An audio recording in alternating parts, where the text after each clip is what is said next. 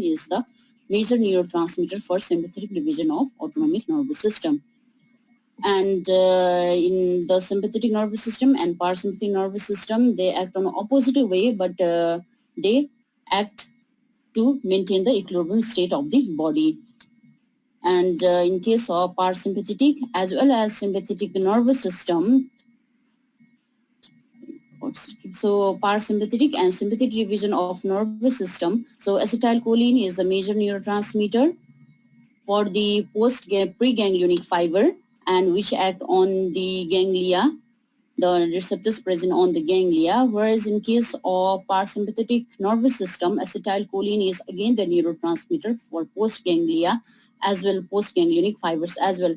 But in case of sympathetic division of nervous system, the major neurotransmitter for the postganglionic fiber is the norepinephrine, which acts on different adrenergic receptors. And we do have other neurotransmitter for sympathetic division of autonomic nervous system as well, like dopamine, whereas the exception to this is the sweat gland. So sweat gland are sympathetically innervated, but they do have the cholinergic receptors, and postganglionic fiber release acetylcholine as a neurotransmitter. In case of somatic nervous system or skeletal or the nervous system which supplies the striatal muscle or the skeletal muscle, there is no preganglionic and postganglionic fiber, so there is only one fiber which causes the release of acetylcholine and act on the receptors which causes the muscle to contract.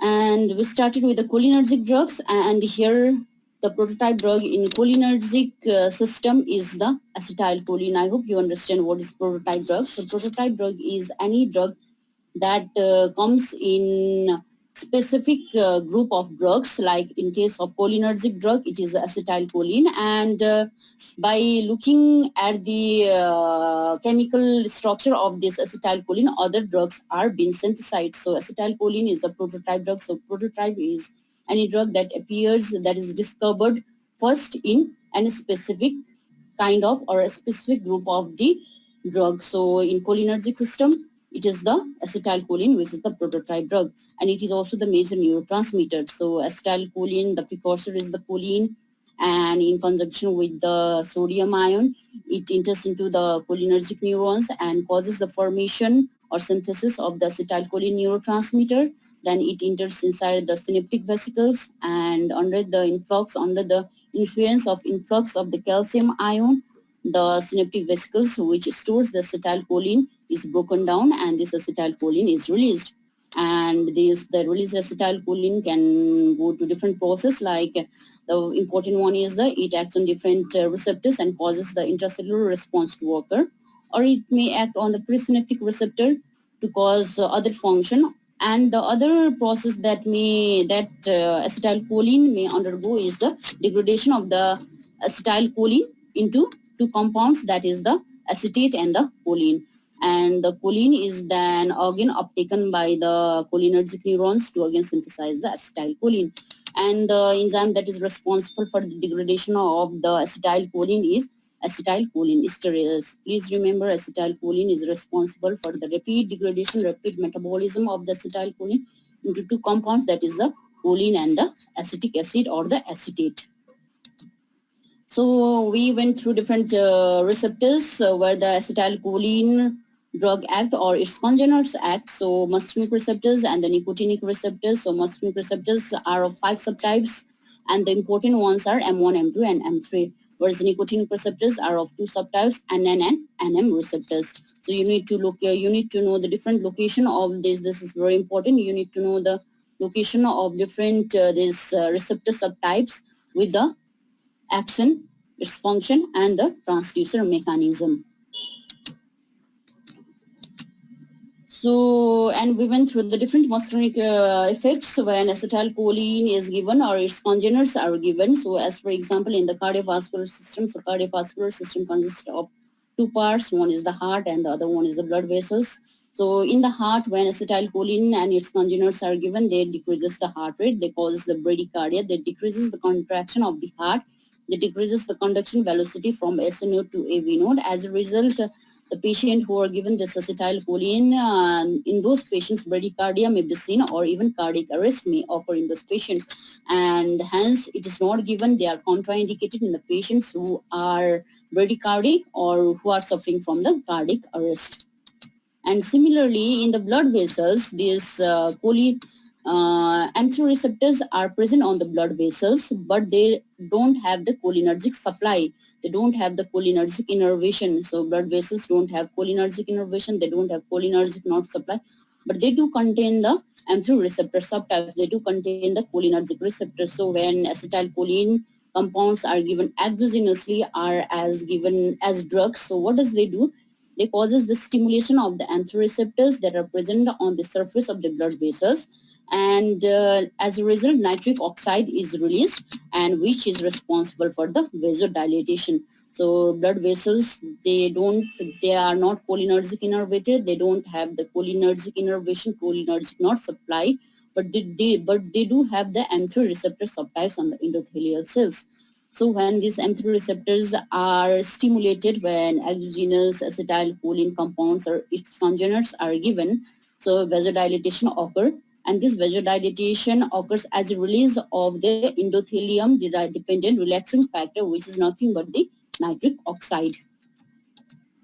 And in other smooth muscles like GIT and urinary bladder, it causes the contraction of the GIT muscles. It causes the contraction of the urinary bladder, whereas the sphincters are relaxed and or opened. And this results in the contraction of the GIT muscles, and opening of the sphincters result in the diarrhea, result in the rapid proportion of the intestinal contents. So diarrhea can occur. So increased peristalsis is there. Similarly, with the urinary bladder as well, as the muscles are contracted, whereas the sphincters are relaxed or open, and this results in the increase in urinary frequency and promote the voiding of the urine. And in the lungs as well, it causes the contraction of the bronchial muscles and results in the bronchoconstriction. So I think we did up to this in the last class, and we are starting with the remaining topic. So continuing with the function of cholinergic function, when their receptors, as for example muscarinic or nicotinic receptors, are stimulated, what are the actions that are exerted on the body? So the another important structure in which we have the muscarinic receptors is the eye. So I have the two important sides. One is the muscle of the iris, the other one is the ciliary muscle. So both these muscle of the iris as well as the ciliary muscle consist of the M3 receptor subtype. So it was so you can see here M3 receptor subtype is present in the muscle of the iris, and they are also present in the ciliary muscle. So these both parts are present in the eye, and they both contain the M3 receptor subtype. So what happens when the muscle of the iris and ciliary muscle, which contains the M3 receptors, is stimulated? So muscle of the iris is responsible for controlling the diameter of the pupil.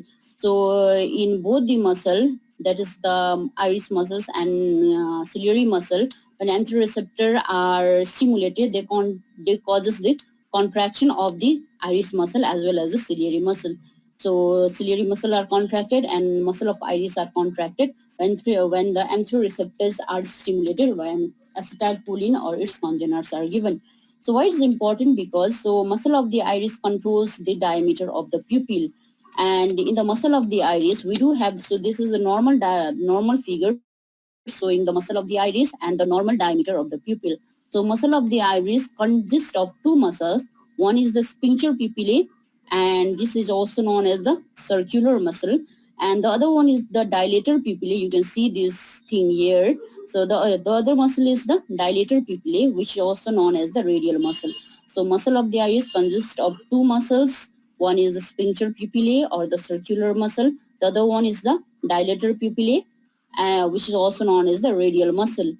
So, and these two muscle controls the diameter of the pupil. So inside the iris, there is a presence of the pupil, and this contraction of two muscle controls the diameter of the pupil, whether the dilatation of the pupil occur or the constriction of the pupil occurs.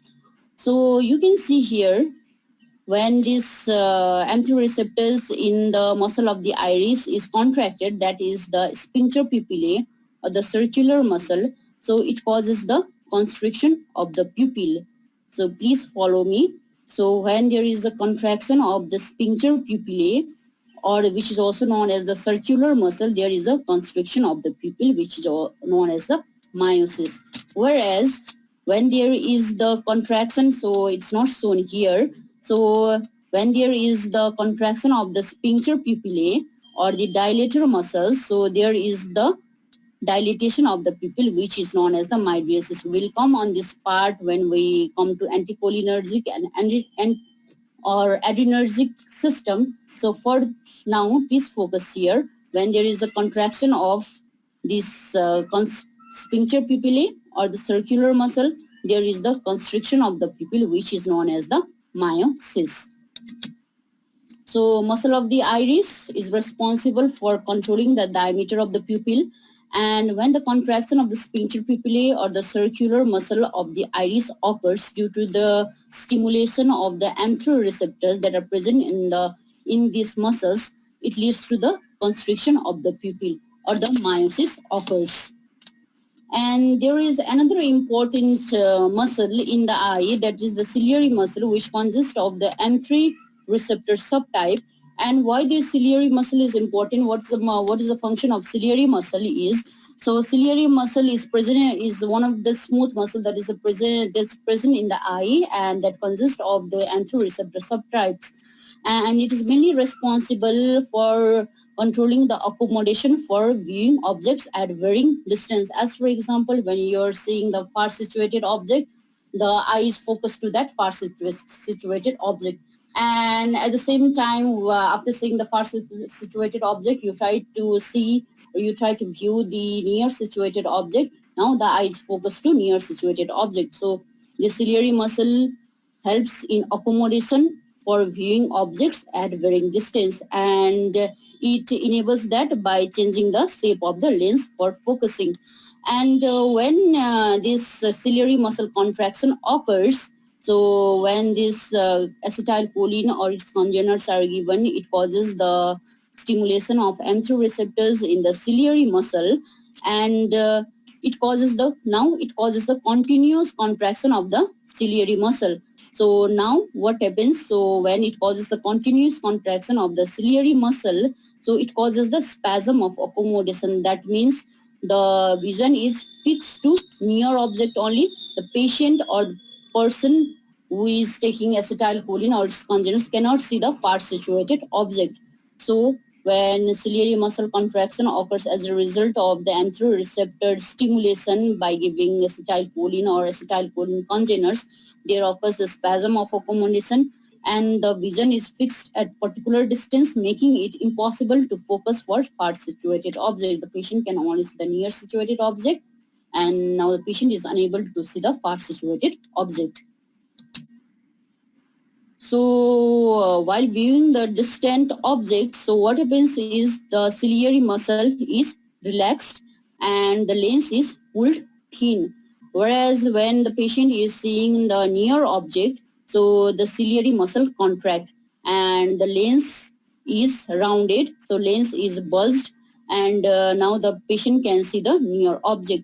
So when the M3 receptors that are present on the ciliary muscle is stimulated, it causes the continuous contraction of the ciliary muscle, and now the patient can only see the near object, and now the ciliary muscle cannot relax, and for the seeing the far situated object, so relaxation of the ciliary muscle is required. So there is continuous contraction, and there is continuous contraction of the ciliary muscle. Now the patient can only see the near situated object. The ciliary muscle cannot relax, and hence patient is unable to see the far situated object when acetylcholine and its congeners are given, and it causes the contraction of the M3 receptor subtypes in ciliary muscle. So please remember what is the function of this acetylcholine and its congener in the eye. So it causes the muscle in the iris muscle, it causes the contraction of the sphincter or the circular muscle, and this leads to the constriction of the pupil. This leads to the miosis.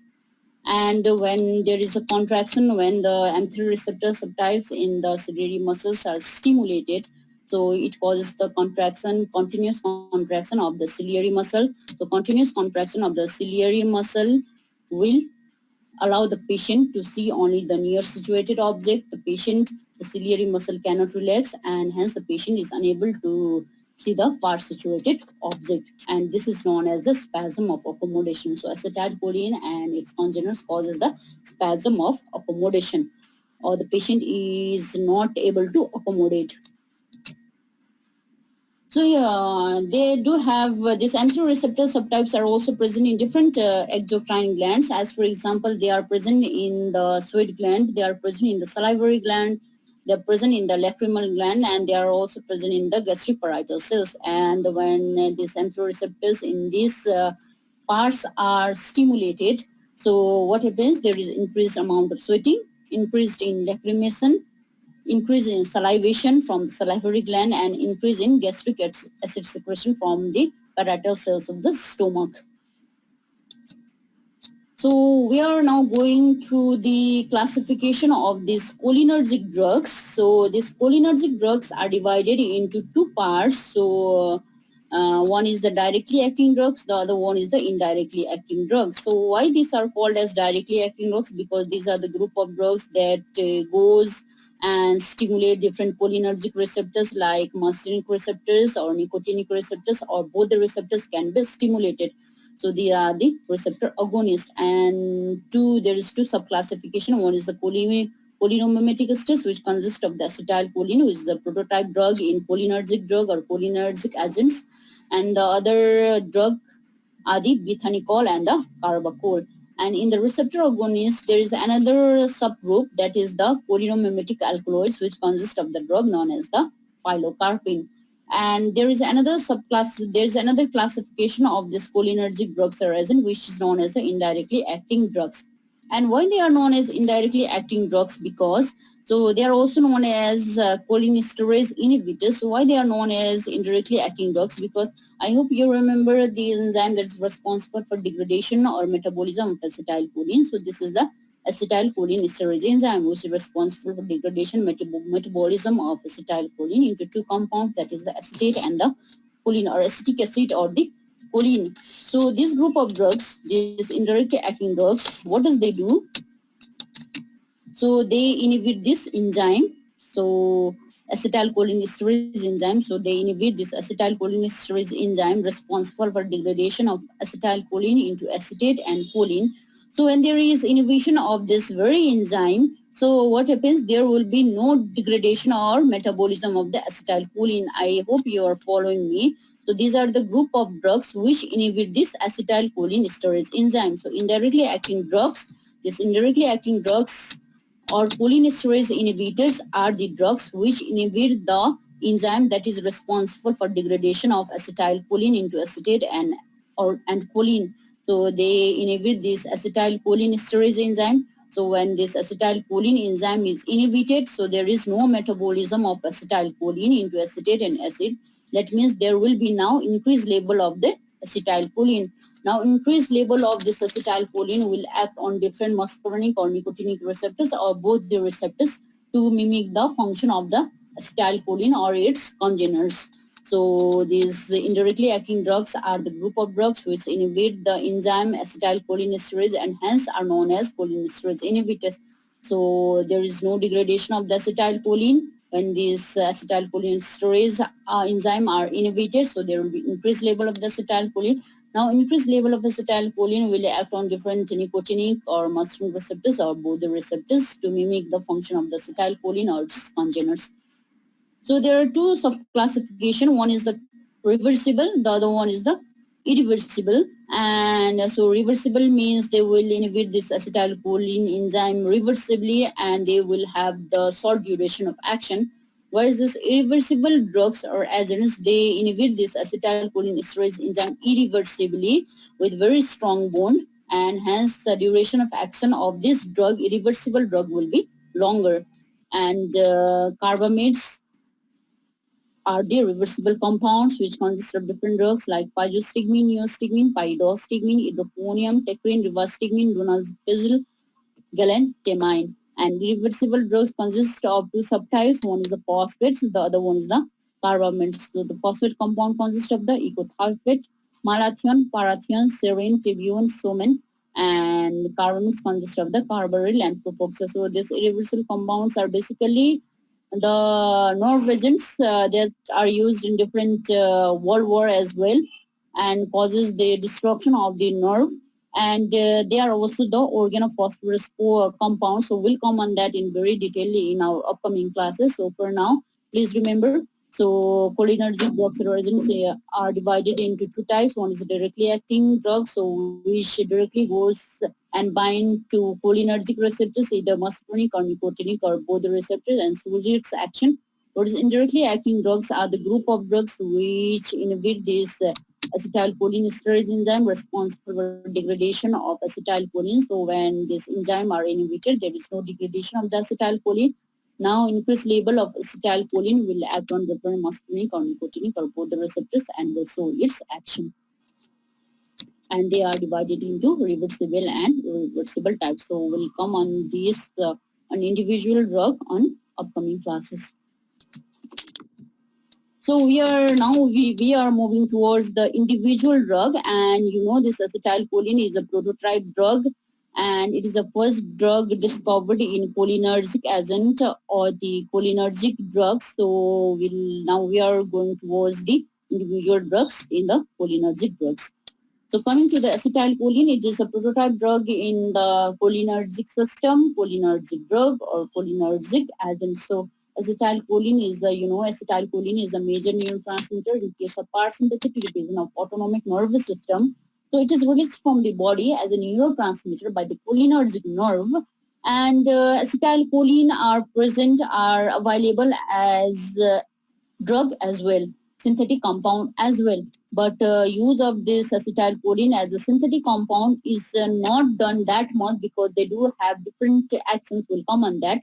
So acetylcholine is a quaternary ammonium compound. So we do have the two compounds. One is the tertiary ammonium compound and quaternary ammonium compound.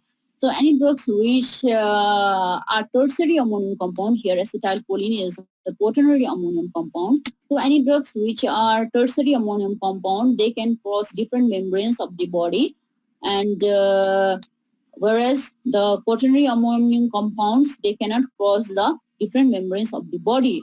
So acetylcholine is a quaternary ammonium compound and hence cannot penetrate the different membranes of the body. And as said earlier, they do not have any therapeutic importance because although they are available as the drug, they are available as exogenous drug. So they do not have any therapeutic importance because they have multiplicity of the action. That means it acts on both nicotinic receptors, it acts on both, and it acts on nicotinic, muscarinic as well as the nicotinic receptors. So they do have the multiplicity of the actions. And the major thing is they are rapidly inactivated by the acetylcholinesterase enzyme. So the duration of action is very, very short when acetylcholine is given. So it has both muscarinic and nicotinic action, and hence it has muscarinic actions, nicotinic actions, and it is destroyed rapidly, very rapidly by acetylcholinesterase enzyme. They are not that much used as a therapeutic drug, so they don't have any therapeutic importance. And coming to another cholinergic agent or drug, so the another cholinergic agent or drug is the pilocarpine. It is again the directly acting drugs. It acts directly on muscarinic receptors. They don't have nicotinic receptors, unlike acetylcholine, which have both nicotinic as well as the muscarinic receptors. So pilocarpine is an alkaloid. It's derived from the plant, and they are lipid soluble. That means they can cause different membranes of the body.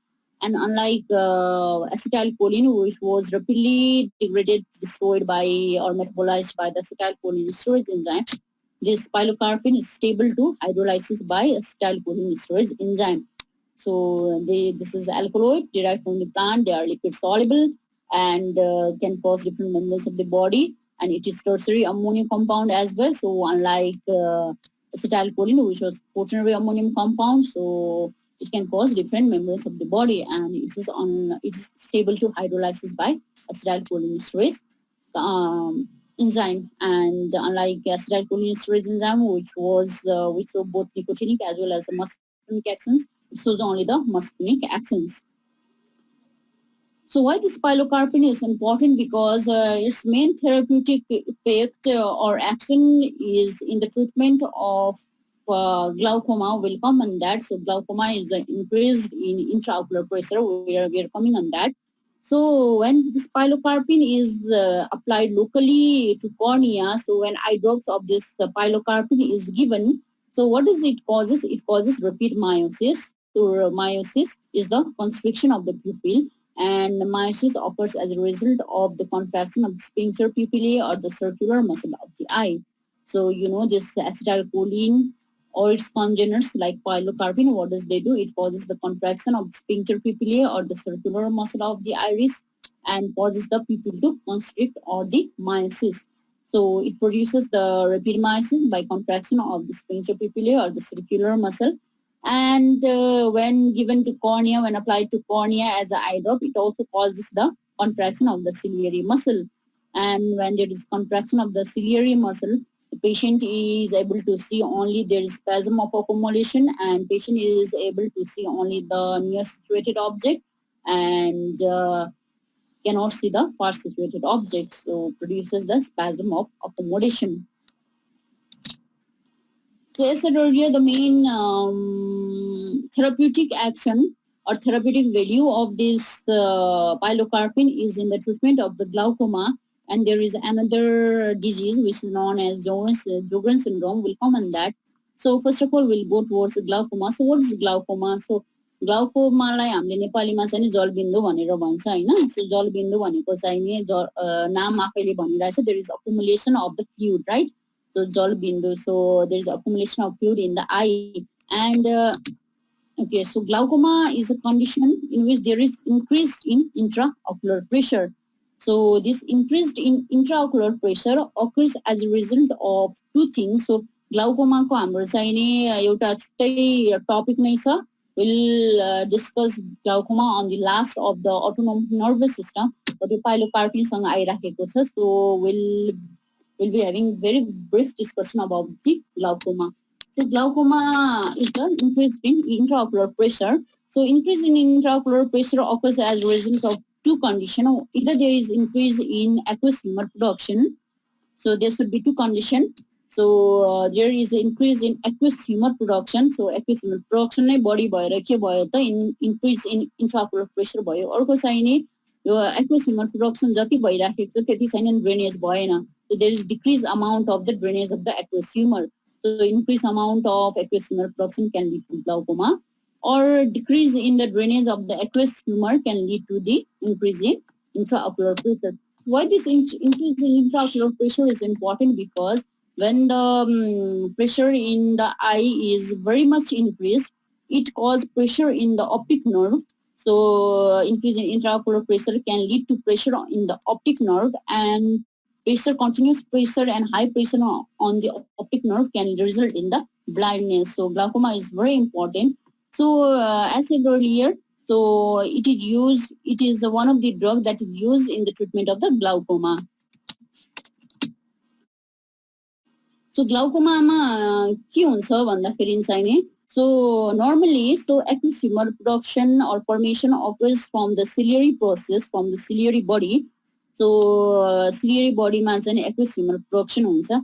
And now in the posterior chamber of the eye, so aqueous humor production occurs in the ciliary body, in the ciliary process, in the posterior chamber of the eye, and the aqueous humor that is produced in the posterior chamber is moved towards the anterior chamber via the pupil. So the aqueous humor is poured from the posterior chamber towards the anterior chamber via the pupil. And there are two drainage systems of this aqueous humor. One is, you can see here, one is the trabecular pathway, and the other one is the uvea-scleral pathway. So trabecular pathway is responsible for drainage of 90% of the aqueous humor drainage, whereas the uvea-scleral pathway is responsible for the 10% of the aqueous humor drainage. So In the trabecular pathway, we do have the trabecular meshwork. On the other side, you can see in the trabecular pathway, there is the presence of the trabecular meshwork.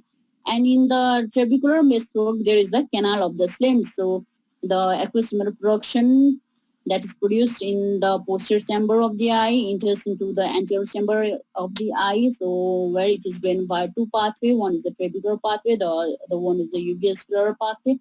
The trabecular pathway is responsible for draining 90% of the aqueous humor, whereas uvascular pathway is responsible for drainage of the 10% of the aqueous humor. And trabecular pathway consists of the trabecular meshwork, in which there is the Slim's canal or the canal of the Slim, which is responsible for drainage of the 90% of the aqueous humor. So this is normal aqueous humor production and drainage of the aqueous humor. So how does this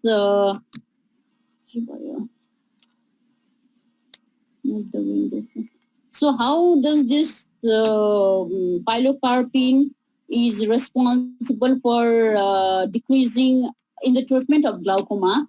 So it is used for the treatment of the glaucoma, and you know this drug pilocarpine causes the ciliary muscle contraction, because we have already told, so pilocarpine or the acetylcholine or its acetylcholine congeners like pilocarpine, when given, they causes the contraction of the sphincter pupillae of the iris muscles, and also they causes the contraction of the ciliary muscle.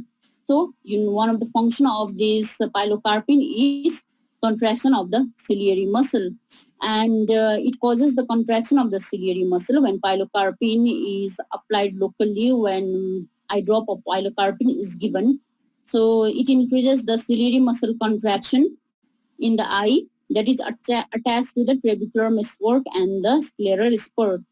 Make up open the drainage channels, that is the canal of the slime.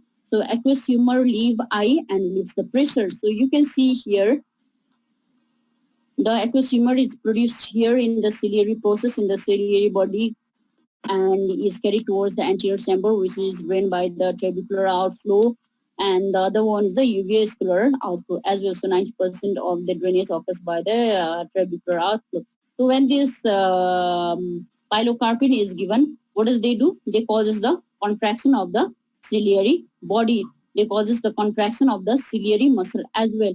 And this ciliary muscle is very much attached, is very much near towards the trabecular outflow.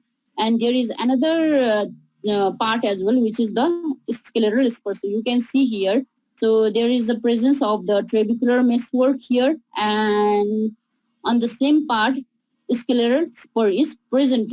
So when the contraction of the ciliary process, when the contraction of the ciliary muscle is there, so what happens is it causes pressure on this trabecular outflow, trabecular meshwork, or the scleral spur, because this ciliary muscle is very close to trabecular meshwork as well as the scleral spur.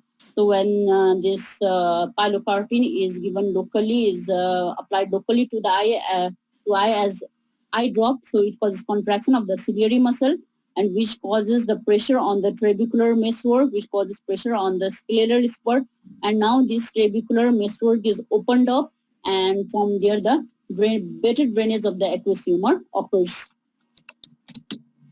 So it increases the contraction of the ciliary muscle. So the ciliary muscle is attached to the trabecular meshwork and scleral spur, and there is now increased tension on this trabecular meshwork as well as the scleral spur as well. Now this makes up the opening of the channel, that is the canal of the slime, which is present on the trabecular meshwork. And aqueous humor now leave the eye and relieves the pressure. That means it increases the drainage of the aqueous humor and can be helpful in the treatment of the glaucoma. But whereas this pilocarpine is not the first line drug for the treatment of the glaucoma, they are the third line drug for the treatment of glaucoma. So we'll have the one class in the glaucoma. So that will be on the end of your ANS section.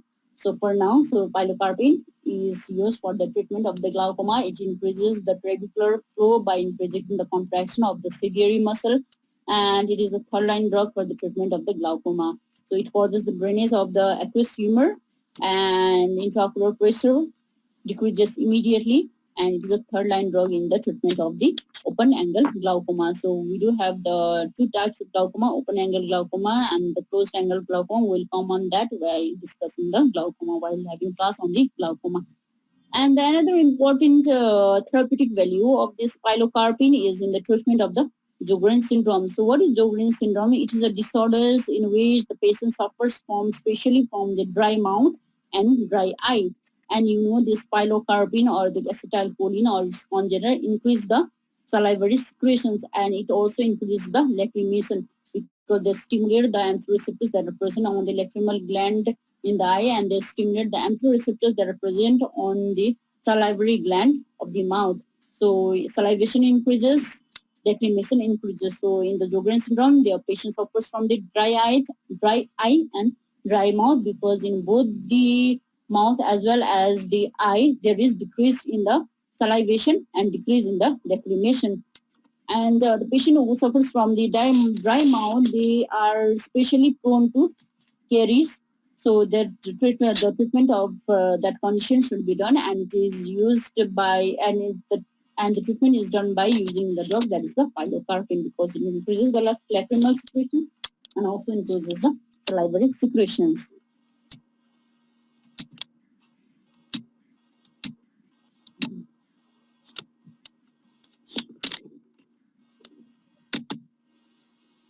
So we discussed the coming to this table, so previous table.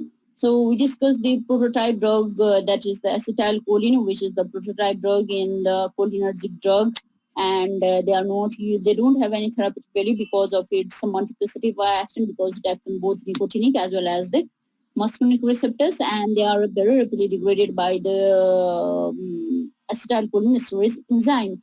So they don't have any therapeutic value, although they are available as drug as well. And we discussed the pilocarpine, which is an alkaloid and tertiary ammonium compound, can cause different membranes of the body, and they do have the only muscarinic effect, and they are stable to hydrolysis by acetylcholinesterase molecules enzyme. And the main therapeutic value of this pilocarpine is in the treatment of the glaucoma and in the treatment of the Sjogren syndrome. So we are coming to this indirectly acting drugs, which are the cholinesterase inhibitors. Okay, so this indirectly acting cholinergic agonists, which are also known as cholinesterase inhibitors. So these are the group of drugs which inhibits the acetylcholinesterase enzyme.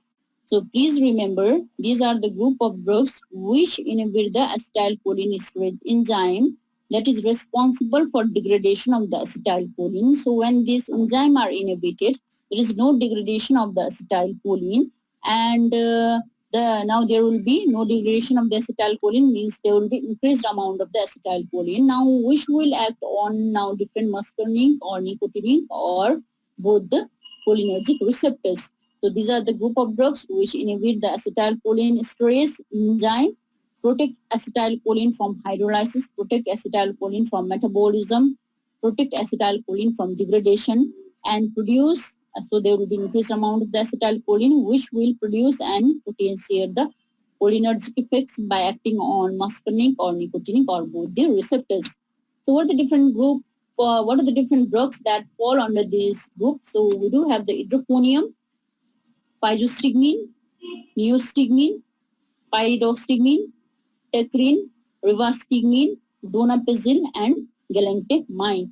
So your drugs are सबै थाहा हुनुपर्छ है, and it's important as well. So we do have idrophonium, pyzostigmine, neostigmine, pyridostigmine, tecrine, rivastigmine, donepezil, and galantamine. And as earlier, this acetylcholinesterase enzyme inhibitors are of two types. One is reversible and the other one is irreversible.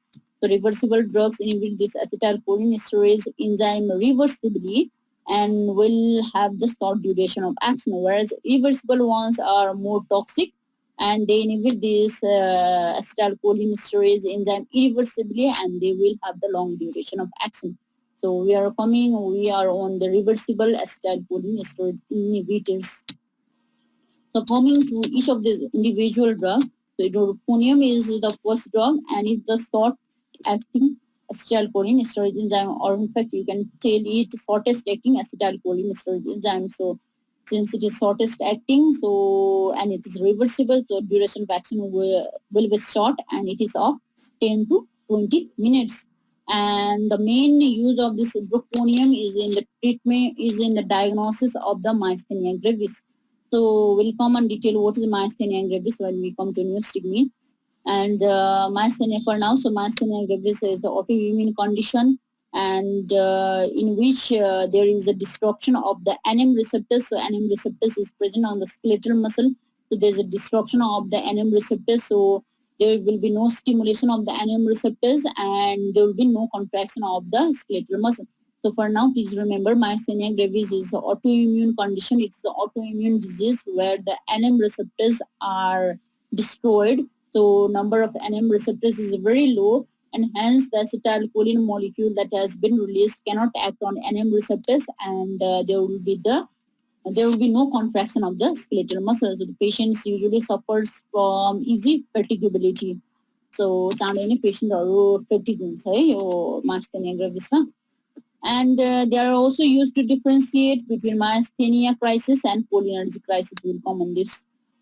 So coming to another reversible acetylcholinesterase inhibitors, the other is the physostigmine. And physostigmine, why physostigmine is important? Because tertiary ammonium compound, and tertiary ammonium compound means it can cause different membranes, and blood-brain barrier is one type. So it is the tertiary ammonium compound, so it can cause a blood-brain barrier. And the most important therapeutic value of this physostigmine is in the treatment of the overdose of atropine. So atropine is anticholinergic drug. So after we finish the cholinergic agents or drugs, will come on anticholinergic drug. So atropine is the anticholinergic drug. It is the prototype of anticholinergic drug, and why it is used in the treatment of atropine or the prototype of anticholinergic drug is because this atropine is anticholinergic drug, and atropine is also the tertiary ammonium compound, and being the tertiary ammonium compound, it can also cross different barriers of the body. So one of them is the blood-brain barrier. So atropine can cross the blood-brain barrier and will have the CNS manifestations as a side effects, as a toxic effects. So as an antidote or as a treatment of this atropine, we need the drug that should go to blood-brain barrier, that should cross the blood-brain barrier and can treat its manifestation that occurs in the central nervous system. So it is a tertiary ammonium compound, so it can process the blood-brain barrier, this physostigmine, so it is used for the treatment of the overdose with the atropine, and it is antidote for atropine. So antidote are the drugs which, so there is a specific antidote to some kind of poisoning. So antidote are given in case of poisoning when there is overdose of any drug, and for each of the drug there is specific antidote. As for example, for the atropine, it is the physostigmine. As for example, when there is overdose or poisoning of the paracetamol, there is an acetylcysteine. So similar to like that, we do have the specific antidote for specific kind of poisoning. And atropine, which is anticholinergic drug, it is tertiary ammonium compound. It can cause the different barriers, and it can also cause the blood-brain barrier and will have the same manifestation. And to treat that condition, so we need the drug that should, as antidote, we need the drug that should cross the blood-brain barrier and will correct its CNS manifestation. And for that, physostigmine is given because it is again the tertiary ammonium compound, and it can cross the blood-brain barrier and correct the CNS manifestation that is caused by the atropine or the anticholinergic drug. And physostigmine, continuing with the physostigmine, so question may be asked like which is the antidote or which is the drug of choice for atropine poisoning. So the option may be like hydrophonium, physostigmine, neostigmine, or physostigmine. So the correct answer you need to tick mark is the physostigmine.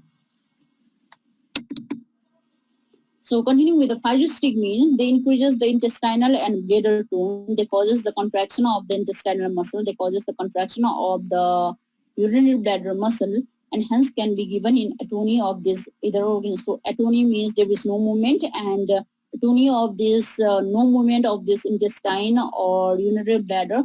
occurs especially after the surgical procedures. So after the patient undergoes the surgical procedure, usually the patient suffers from the constipation and the patient suffers from the decrease in urination frequency. And why do we give this pyrostimin? Because these cholinergic drugs or congeners like pyrostimin, what does they do? They increases the contraction of this intestinal muscle, increases the peristalsis movement, and hence can increase the and can hence can be given in case of constipation, which occurs after the surgical procedures. Similarly, they also cause pyrostimin also causes the increase in contraction of the retractable muscle of the urinary bladder. They can increase the contraction of these muscles and increase the urinary frequency, increases the voiding of the urine. So can be given in autonomy of either of this organ. And since this is a cholinergic drug, it again causes the contraction of the sphincter muscle, contraction of the circular muscle to causes the constriction of the pupil or the meiosis, and it also causes the contraction of the ciliary muscle of the eye and causes the spasm of accommodation. Patient can see only near object, cannot see the far situated object. And like pilocarpine, it also lowers the intraocular pressure, so can be given for the treatment of the glaucoma. But however, pilocarpine is more effective when treatment of glaucoma is being considered. So it can be used as additive drug for the treatment of increased intraocular pressure or the glaucoma. But pilocarpine is more effective than that of the pyrostimin. And coming to the duration of action, so duration of action is 2 to 4 hours. I think we'll be stopping here and we'll be continuing with the new stipend in the next class. And I tell you repeatedly, please go through the books, and discuss among your friends, okay, to have the better understanding of the autonomic nervous system, because we are here only with the cholinergic system or cholinergic drugs. We are yet to start the anticholinergic, adrenergic, and anti-adrenergic, which becomes very much confusing for you to understand. So I'm saying you repeatedly, please go through the books. Have discussion among your friends. So any question for today's class?